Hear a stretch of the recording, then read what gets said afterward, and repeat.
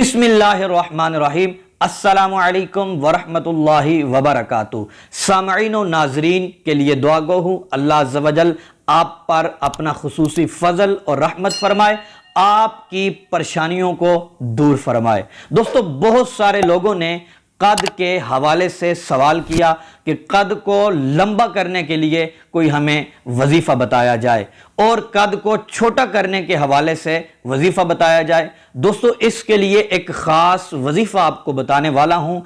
आपने अल्लाह तबारक व तआला का सिफाती नाम या समीउ ये रोज़ाना 100 बार पढ़ना है। उसके बाद आपने अपने कद के छोटा या बड़ा होने के लिए दुआ करनी है। आप इस पर मुसलसल अमल करते रहें, आप पर अल्लाह तबारक व तआला करम फरमाएगा।